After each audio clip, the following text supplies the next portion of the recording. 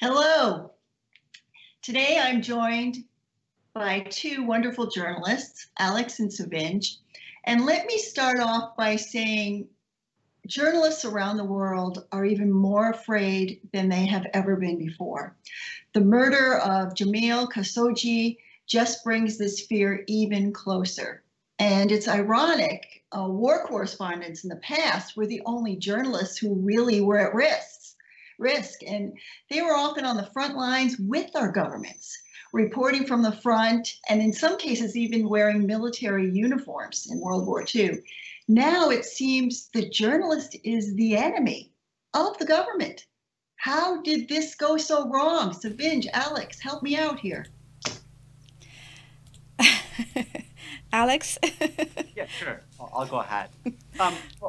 Nothing is wrong with journalism. It's all about the regime. So we live in the age of strong man, and journalism has always been part of checks and balances. So what we are seeing right now is that those strong men, they don't want to hear any criticism, and they don't see room for journalism in their world. So that is a problematic part. I'm glad you mentioned Jamal's case, which is a very unique case. I happen to live in the same town where he used to live, and he was part of the community. But I think we need to clear things up in this case just before we dive into the problem between journalism and the government. Because Saudi Arabia was not really known as a country where journalists had been murdered. So they did conduct these brutal attacks on journalists by arresting them, by trolling them. They sometimes try to bribe them, buy them out, which actually reminds me of something about the country I come from. But they didn't really murder journalists. So and this is something new. And at the same time, Jamal himself, he wasn't really a journalist who was, let's say, he used to advocate for regime change back in his country. On the contrary, I remember being at an event last year, this time, where he was one of the speakers, and he mentioned I remember his famous slogan back then. He said, my government is doing right things but the wrong way. So now that's about the criticism that regime back in his country they didn't want to hear. And besides that, we live in an age of globalization. He had a very strong platform. He used to work for Washington Post. So that's something that I think back in regime in Saudi Arabia they considered as a red light. At the same time, he did have very close relationship with his ambassador here in this town. To my best knowledge, he even he constantly met with the ambassador, who happened to be the brother of MBS, Mohammed bin Salman. And he also had a very good relationship with Erdogan in Turkey. So someone that we criticize, here constantly. So this does raise a lot of questions, particularly the age of strong man. The world used to be divided between dictators and democrats. Now we're in a world where democrators are in charge, elected or supported dictators. By saying supported, maybe I don't have to only, refer to what's happening in their countries, also supported by the Western democracies. That's a problem. We need to profile MBS, and we need to see how reckless, powerful man, 33-year-old, comes to power and is being accepted by Western democracies. And what does that mean, when it comes to, the long-term, commitments and particularly, criticism. So he is, I was a thin-skinned person, and he doesn't like any criticism. And so I feel like this is a new stage for us, so that we all are finding ourselves in. So I feel so sad that none of our colleagues who, particularly from Azerbaijan, like Elmar Husseino, who was murdered in 2005, and some others in Turkey and other countries, they didn't get the same attention they deserve. But at the same time, at the same time, we need to see, what is going on right now and how, this world will react in this case, Jamal's case, and where it's going to lead to us. I feel like, there are new boundaries and we need to dive into that too. I I agree in a way with Alex that this is a new development. Even Jamal's fiance was saying that he was kind of reluctant to go to the embassy, to the consulate, but he was fearing that he can get arrested. And he thought that, nevertheless, he decided to go. So even he himself feared that, in the territory of his own consulate, he may be arrested but not killed. So this is kind of a new development in the sense that we now see a journalist, even though, as Alex says, he's a inner person who turned into critic, but still he gets killed in the territory of his home consulate. So, but having said that, I don't think that this theory is new. I mean, it's been there for so long. We know that there is a direct link between the authoritarian rules and the desire to silence critics and journalists. It's been there for so long, even though the technique or the way he was killed is different. But I don't think it's any different from, for instance, from the case of Azeri journalist Elmar Husseinov, who was killed in front of his home by fire. So even though, I mean, we don't know, it didn't happen when there were no police, security around. I mean, circumstances do differ, but the ultimate result was the same, that journalists was silenced, and I think that is the ultimate motive behind these killings and murders and crimes and atrocities. And the important thing is that what you do with that, as you said, Joanne, is that intolerance to impunity, come up with some kind of sanctions, bans, the restrictions, show that you care. And that's what the expectation is right now, because as high the Jamal Khashoggi case is, it's as tragic it is, but still we see journalists killed around the globe every year, every day. So I think the way we treat them should be similar, and I like that's why I like that people are, and the leaders are talking about, for instance, weapons sale. I do know that for instance, the French president said that, there is no direct link between the Khashoggi's death and the weapons sale. Well, there is. I mean, because there is a direct link between money and the will and the political will. If you know that you're rich, if you know that you can buy voices in capitals, these authoritarian rulers do usually act differently. So therefore, I think it's a right time for all the leaders throughout the world to raise their concerns and come up with measures, with concrete measures, how they're gonna do, how they're gonna punish. The worst thing to do in these circumstances is impunity.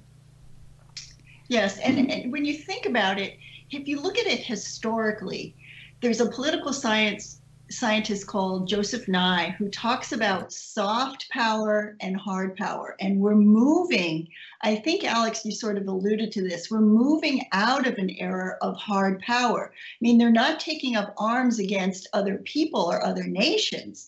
They're taking up arms against the journalists, talking about them or saying strange things about them that the leaders don't like. So this whole idea of territory and money and guns, these leaders, these authoritarian leaders, aren't looking for that anymore. They're looking for the power to attract people to them through their ideas and their culture and their policies, and they're nice guys and they're democratic. And when the journalist starts to question that in their own country is when they start saying, no, you're not with us, you're against us, we're trying to look good here, please step forward and help. And if you're not part of the solution, then you're part of the problem and we're going to get rid of you. But this idea to get rid of the journalists and to get them out of the way seems to be sort of almost acceptable to the rest of the people, because whose job is it for the people to understand how journalism works in a democracy? Whose job is it? Everybody's. Very timely question. I agree with you that they are naming, singling out, journalists and naming them, and basically they add, this hateism against, independent media, independent voices. Journalists, again, the role of journalism is critical for any society, whether you live in democracy or emerging democracy or dictatorships, and they always the same role. I mean, we do we do raise the things that we believe that should be addressed in our societies, depending on, again, the circumstances. But at the same time, as you said, like when you have let's say silence, absolute silence on one hand, which I would translate as an enablement, because we enable them by not raising our voices, by not criticizing them and not questioning them. At the same time, on the other hand, you have an absolute power which corrupts, and corrupts absolutely. So that is a mismatch. Again, we used to live in a world where there, as I mentioned, the checks and balances, democratic institutions, press freedom groups, media is just one of the pillars. So there's several others. I mean, back in our country, we call journalism, media, as a mirror of the society. And here, in the U.S., we refer to our First Amendment, and basically we get re-energized, by the First Amendment, and basically that is let's say that's our constitution that allows us to do what we do in different parts of the world. But the point is an absolute power that is becoming normalized, and then you see leaders around the world, they're trying to basically take over all of the institutions, and then impunity, as Sevinc mentioned, is out there, case after case, no one is challenging them. And then, I think we also need to see the little of, those, let's say, abuses that we see from those regimes. I mean, like in Saudi Arabia case, it didn't start with journalism. It started with actually Lebanese prime minister got arrested in Saudi Arabistan, and before that, he went after his MBS went after his own, colleagues and critics. Journalists back then didn't raise their voice. They said, this is not our fight. This is about, domestic politics. And we let him go on, and then at the end, he reached to a level that he thought, wait a second, I've done all this stuff and no one challenged me. I mean, if I put myself in his shoes, why would I think that, murdering just a single journalist would be a problem? I mean, it's that little of these, actions that you see from them that remain unchallenged. And then we end up in this situation. Journalism is part of the society. As I mentioned, it's a mirror of the society. And when regimes are unstoppable, it tells about them, not about us. So whether or not we raise a question, I mean, they, again, when they turn their blind eyes, when the world turns, its blind eyes, when they see that, they say, politicians, those strong men are going after their critics in their countries, whether they're politicians or journalists, then obviously we need to be ready, for the worst. Well, I mean, what is the possible solution? I mean, you mentioned that the world attending to it, but attending to it is one thing, and moving closer to a solution to this problem is something else. I mean, you mentioned, Sevinc mentioned sanctions. I mean, yep. Do we cut them off financially? What other things can be done? Freezing assets. Yeah. Money. It comes down to money. Yeah. And that soft power that I was talking about, the naming and shaming. some governments and saying, you know, we may not cut you off, but we think you're doing bad things to your journalists. And this needs to come from higher up. And I also agree that the people need to be part of this argument. The schools, the young people, everyone needs to recognize how important journalism is. My whole idea is the whole global media literacy is really important. You know, it's compulsory. Media literacy is compulsory in grade school and middle school and high school, higher education, and even in higher education in Australia, Canada, the UK. They are teaching young children at very early ages what journalism does and what journalism doesn't do and what it's supposed to do and how it is connected and married to the whole idea of democracy. And it's not the bad guys. It's just people reporting on what's happening. And you need that information to elect your particular representative in the government. And if you're not getting that information, if you're only getting it from the state, then it's not really going to be helpful to you because it's not critical.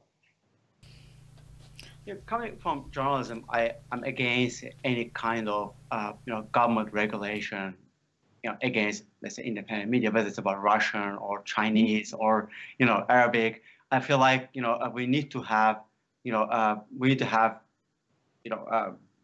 let's say independent voices from all around the world being able to raise questions, asking questions. So this is the very nature of journalism. We need to, as you said, literacy is an important part. We need to make sure that our society is open for questions, debates. As you said, when governments move on through regulations, and then they tend to do it behind us, and no one likes journalists. I mean, obviously, they never like journalists, right? Governments always want to do things behind the doors, And but the point is, we need to spread it. We need to, at first, the first I would say important thing for us is like to push on media literacy, and then obviously we need to team up, no matter where you're from. We have governments, regimes there teaming up against individual journalists. Like what happened in Saudi Arabia is one case, but before that in Azerbaijan, like we had a journalist was kidnapped in Ukraine, in Georgia, abducted and handed over to Azeri regime. We had journalists, Afghan muhtarlı.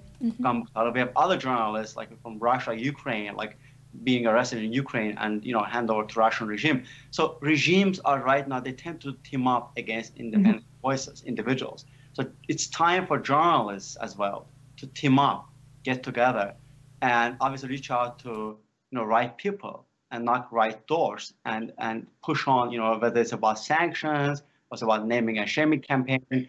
So we need to boost it up. So there are actually sanctions out there available for regimes, as you mentioned, Magnitsky Act, or some other regulations that we need to be able to link it to, journalism cases. We need to, we need to stop, let's say, accepting excuses from the regimes, whether it's about, again, regime in Azerbaijan or Saudi Arabia. We need to stop accepting, just general statements from democratic, world. Like, for instance, in this country, in the U.S., you see the State Department comes out with very, I would say, standard statements when it's about Saudi Arabia or Azerbaijan by saying that, kidnapping, arresting journalists. So this is unacceptable for us. Now, my argument is we need to bring some meaning to the word unacceptable. We need to stand up, do something, act something for something we declare we do not accept.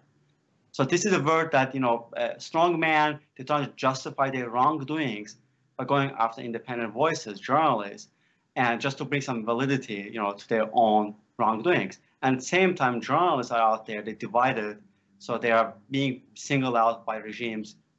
And, they I think the ball is on our side now. What happened to Jamal is it should be clear warning sign for us that those warning lights are blinking, so red. So that should be I think beginning point for us. May I? I don't think that I do actually agree with parts of what Alex said. It's for instance like name and shame, etc. Although I have to say that for many regimes around the world, for many authoritarian rulers, it means nothing. No matter how many times you name and shame them, how many reports are written about them, that this is wrong, you shouldn't be doing it, this is not the way to go, it simply doesn't work. So sanctions, some of them prove to be very successful, effective. We think things change. But also about like hurting them where it really feels. Like, for instance, freezing their assets, letting them to know that, you're going to be punished. There are going to be consequences. You just cannot go away with that.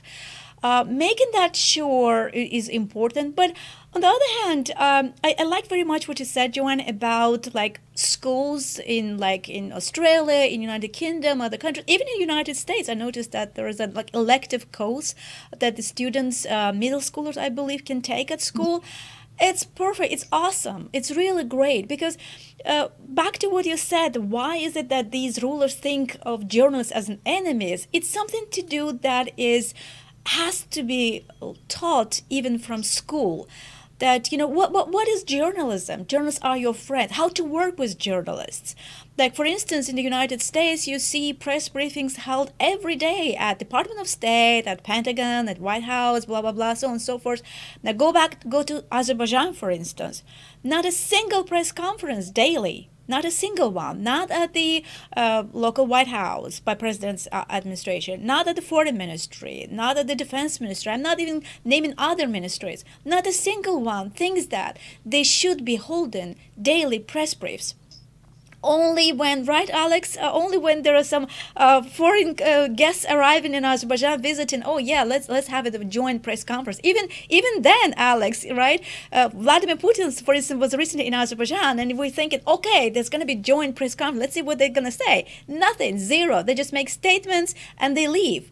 Even the audience does not consist of journalists. It consists of deputies, of relatives, families. So this is the concept, So I think this is something that should be taught really, like how, if you're a government official, you should be working with press. Press is helping you. They're not there to shame you. They're not their enemies. They actually, so I have this feeling that whenever I pick up a phone and call official, they're in fear. They're going to be caught. That's not my job. My job is actually, we can work together. We can help each other. So as I said, it's really good idea to call the governments, including Azerbaijan, including Russia, to have some kind of course that can be taught at schools. What is the role of journalists? How does it help you? What can any citizen can do to help journalists work better? Because silencing journalists is silencing freedom of expression. Is silencing freedom of media. Is silencing everybody's personal freedom. So freedom of media is actually freedom of each and every one of us. So that's core. That's quite quintessential. That's something that should be taught everywhere, at schools, universities, and that will eventually help the bigger problems as well. That's I think you taught journalism for years, Joanne. You traveled to Azerbaijan. What do you think? Did you notice that when you were teaching journalism, you were actually making a change? Is it something that's been welcomed? Well, when I started teaching journalism, which was more than 20 years ago, people really thought it was service. I'm going into the service industry. I'm going to serve my country by being a journalist. And I think the students that I had in Azerbaijan felt that way too. That they can be that way if the government allows them to be that way. They can be of service to the government. It comes down to the issue of transparency. I mean, we are trying to make our governments more transparent, because then they become governments of the people. And some governments are setting up a roadblock so that there isn't any more transparency, that we get to cover this up if we want to, and that we will only give you good news. And they're becoming very much like the state-run communist press that used to be out there, that it was only run by the state and you only got your information from the state. And that seemed to work fine for the communist press and for the communist government. And now some regimes are, as you said, Alex, are taking a page from that, saying if we keep the journalists quiet, the whole thing is going to run more smoothly.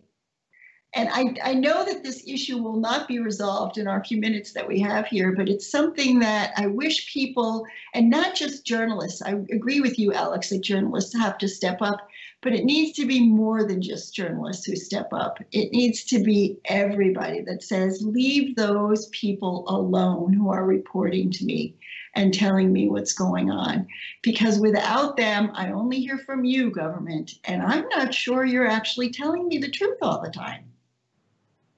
You know, I moved here 10 years ago, and I started hearing, you know, some politicians, you know, they're trying to use same rhetoric, you know, that we used to hear from Azerbaijan or in Turkey, and then end up hearing, you know, the phrase, famous phrase from the president that, you know, he called journalists, enemy of the people. And I heard the reaction, you know, among my colleagues, and my reaction was, you know, I'm shocked that we are shocked. Because I come from post-Sovietism, and you know, in society where I grew up, they refer to us as enemies of the people. So I think because of that refers back to you know, it means you're doing a good job. If they refer to you as a spy, as an agent, as an enemy, that means you're a good journalist. Well, everybody thinks you're doing a bad job. That's a code word. To label you as the enemy of the people is a badge of honor. That means you are up to something right. The point is, you know, when Aliyev in Azerbaijan or Erdogan of Turkey, when they do that, and they can get along with it, and the rest of the world remains silent because it happens in that part of the world. It's about Azeri journalists or Turkish journalists shouldn't bother us. Then it's gonna bounce back. You know, that's why I mentioned these dictators, authoritarian regimes. They pick it from each other. They enable each other. They also encourage each other. They validate, you know, their own narratives. Like but it seems like there's some kind of irony going on with Erdogan and his condemning of the Saudi killing. That it just seems so ironic to me. I think he did a great job.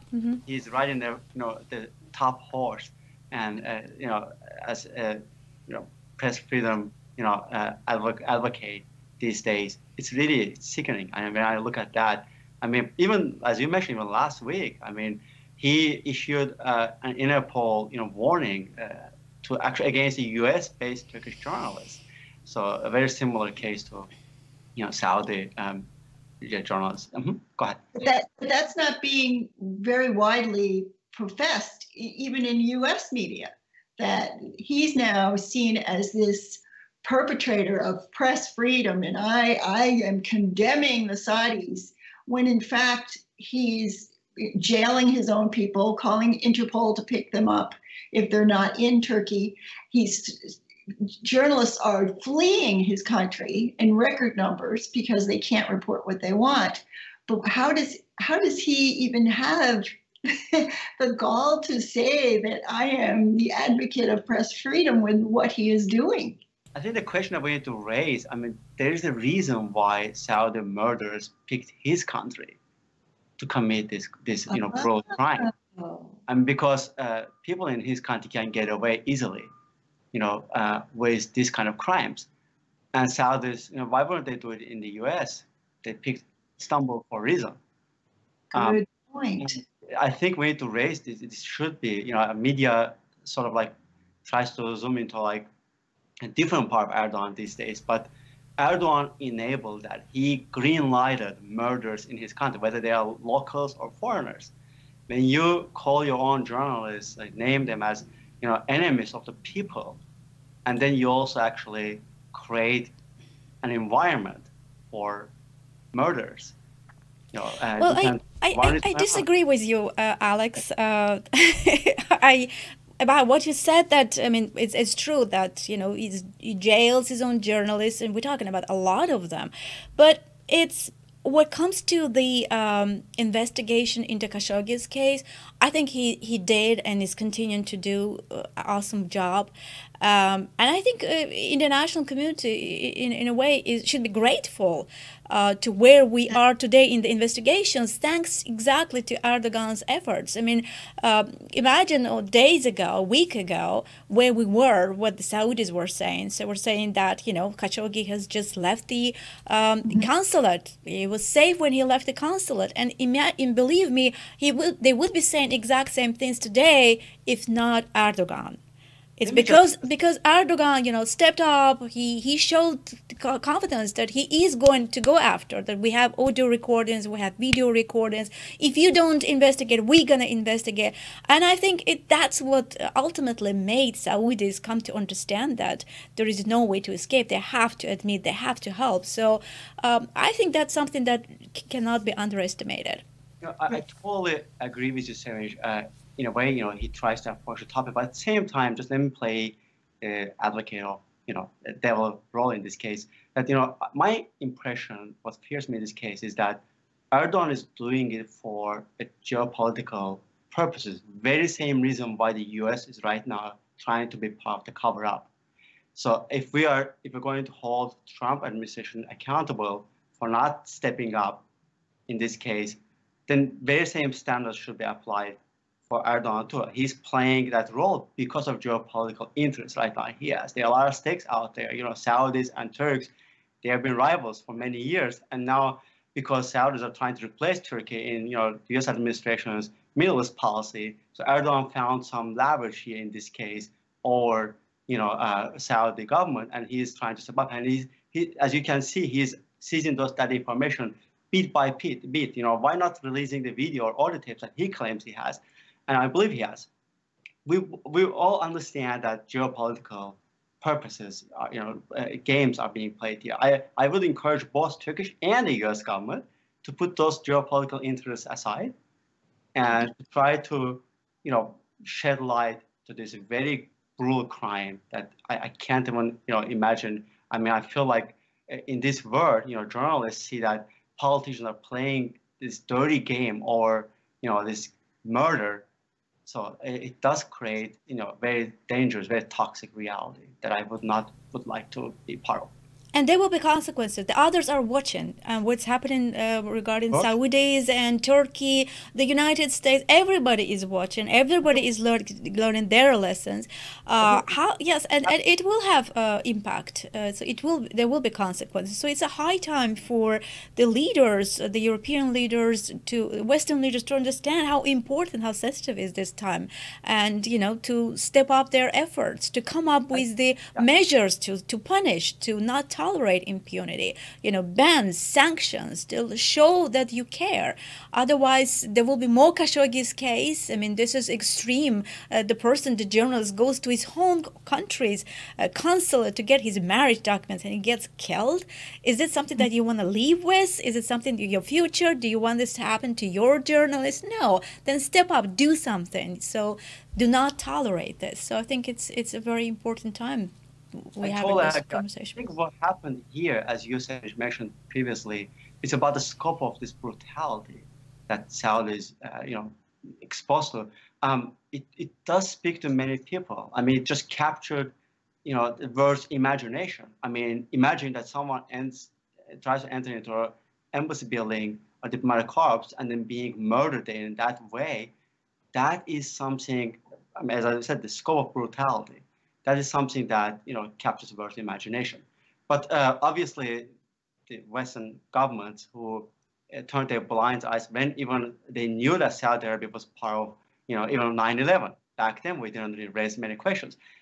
They would be easily, they would like to get over this easily if that didn't happen in a way that it happened. As I mentioned, this scope of brutality.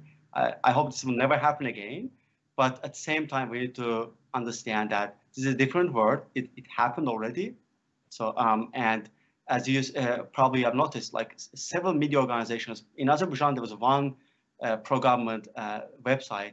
And in Iran and in Turkey, also several pro-government websites, they posted pictures of, you know, Jamal, how his skin was, you know, how his body was, he was dismembered. So, I think that that's the message they were trying to send it out to other journalists. This is how we're going to kill you. This is how we're going to murder you. That is the point. So it happened already. Those murderers are out there. They are exposed to that. So to stop that, as I said before, we need to step up. Basically, journalism to get together, number one, first and foremost.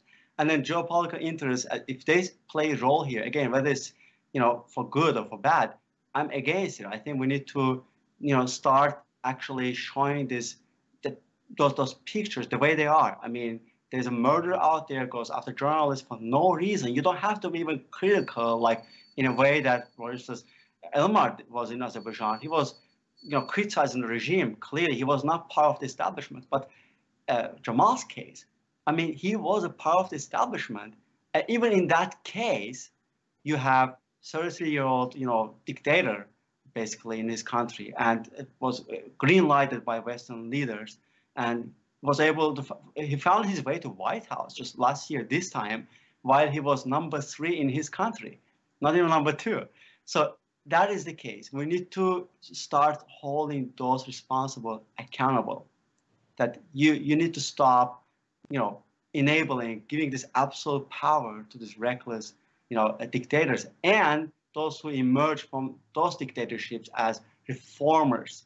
You see this from Russia, you see from Azerbaijan, from Turkey. Stop doing it. This is part of the regime. This is the very nature of those regimes. And then, obviously, as Sevinc mentioned, we need to pretend to be reformer. That's a very good point. Yeah. Exactly. Like fighting corruption, for instance. What corruption? They're part of this mechanism. They're just part of it. How can they fight it? So it's really hurts to see how some Western media, like even influential media, falls for that. They call him that. Oh, he's a reformist. He's progressive. So in the end of the day, we have to pay for it because there are no reforms. Well, and in my argument is it can't be just the journalists fighting for other journalists. We need to get the public behind us in every country. The public has to demand accountability from its government. They have to have expectations that their journalists are telling them the truth. There has to be a better relationship between the public and the journalists. That triangle between the government, the journalists, and the public, it needs to be stronger. If the people are behind the journalists, things will change, even in an authoritarian regime, I think. I couldn't agree more. Yeah, unfortunately, sometimes I get a feeling that as if all the authoritarian rulers around the world, like they get together for a coffee every morning. Maybe they have some kind of a platform and they exchange their ideas, how to improve, their tactics. And for instance, in Azerbaijan now, journalists are given as a gift free houses, free apartments by the president, and it's labeled as the care for journalists, care for media. And just a question how these journalists who get free apartments from the presidents are supposed to write objectively about the presidents. Are they going to criticize him, his policies? Really? I mean, it's really nonsense. And even the journalists, the influential ones, even the good ones, right? Even those who really deserve to have their apartments, their houses, etc. But even they fall for that. They, in the end, they don't understand that they're killing themselves. There is no care there. The only reason they are given those free apartments, and they're not free at all. They have to pay for it every single day, every single hour, by displaying the exact attitude that the government expect of them to display. So it is getting harder and harder when you have so many of good fellows of you fall into that. Now that they have apartments, they have the free cars, free gifts, grants, government grants, etc. It's very hard to have them, back with us, to be there, to support journalists. They have to live the rest of their lives accepting that, they are the part, they are in this camp. So unfortunately, it's getting hard. I mean, how are you gonna beat? Are you gonna give these journalists extra count? How are you gonna counter that with an counter apartments? We cannot do that. A better apartment, better villas. I don't know. But Alex, your attitude, is it I know that there are a lot of good journalists who are among them, correct? Who otherwise would have. I mean, I think what we are losing here is, as I mentioned before, like those boundaries. And what does journalism mean? I mean, we need to reset those boundaries in Azerbaijan. I mean, that's what you mentioned right now. I mean, that was just distinctly Azerbaijani reality. I just recently learned that apparently Saudi government has been paying like between $60,000 and $90,000 for trolls per year. So and then Erdogan in Turkey, they also have government backed trolls. My point is, it will be different work. We just need That's to more than journalism professors paid in the United States. Yeah. Yes, it is. Yeah. I'm not even talking about journalists in Azerbaijan. I mean, we just need to reset those boundaries and those requirements that you mentioned, that you need to be as transparent as possible. As I mentioned, we are the mirrors of a society, and we just need to reset those boundaries. We need to we need to draw a clear line between journalists and those who are government's mouthpiece. So as you mentioned, that they get housed. In the Soviet Union, we had government propaganda machine, and everyone knew what Soviet say government media meant. And they were part of the KGB. So obviously they wouldn't really even in the Western democracies, they were never appointed as independent journalists. But we did have access to our societies. I mean, we still had independent journalism even under the Soviet Union. We had dissident journalism back then, very strong dissident journalism. But now, unfortunately, in social media world, it's a new reality that is changing. And journalists, some of them, they find themselves in a new reality. They don't want to chase after this technology and learn those tools, go after their own readership. But it's a challenging a career. But we need to make sure that people understand that this is a patriotism. By doing this job, you're serving your society. This is a service, as you mentioned, John, at the very beginning. Well, and what you described, Sevinc, is what we call in the U.S. checkbook journalism, and it's strictly forbidden. I mean, you don't get anything from any of your sources. You can't even let a source pay for lunch, because that can possibly impugn your integrity. Because they paid for your lunch, you might give them a better story. So to have these journalists being funded by the government, it makes they're just a mouthpiece for the government then. They're not really investigating and doing the job of the journalist. And it does come back to exactly what you said, Alex. It's service, but it's service that needs to be more better described to the people. I am here to serve you. I am not here to serve the government. I am here to serve you. So you have a responsibility to protect me and to stand up for me when the government comes out against me, and don't, agree with the government when they say that I am doing wrong. You need to help me continue doing your work, being your eyes, being your watchdog of the government. I keep coming back to that point that the more people that understand what journalists do, the more they'll be in favor of it. The more they will support it by paying for it. I mean, that's part of the problem, is the government pays well. So what do the independent journalists get paid? Hardly anything, because people aren't willing to pay for it. I mean, it does come down to the financial expediencies of this whole thing. How do we pay good journalists well? Because the government can. Wherever that solution is, before finding it, it really pains me seeing that what happened in Turkey, Azerbaijan, Russia keeps happening in different countries. Same script is being played over and over, and we still are debating, how to stop it from happening in different societies. Like, the U.S. was really a different country when I moved here 8 years ago, actually 10 years ago. And in Europe, you see how, these politicians are trying to get advantage of, this impunity, as you mentioned, Sevinc, and also this new reality that, in other countries are happening, like happening in Turkey and others, like just right next door, let's say, countries, and they keep spreading, and no one is trying to even thinking about, the global solution. So teaming up and encouraging each other and boosting the image of journalism is, I think, number one, role that we need to pick. And at the same time, we used to have democratic institutions that, they always work with independent media hand in hand. Obviously, they're also under attack right now. And in a case that, in an absence of, democratic institutions, so journalism suffers too. In Azerbaijan, when the government went after, political parties, we journalists thought that, hey, this is not our fight. This is between the government and the and its opponents. But then we end up seeing the new reality that, after bringing opposition parties, democratic institutions in its knees quite successfully, governments started going after independent journalists. That was their next, because they found themselves, in a different reality. They already were able to get rid of, critical voices. There are roles that should be defined, should be clearly defined, between journalists and politicians, including opposition, let's say, politicians and democratic institutions. So in this country, we're still debating about what the role of activism is, journalism and activism.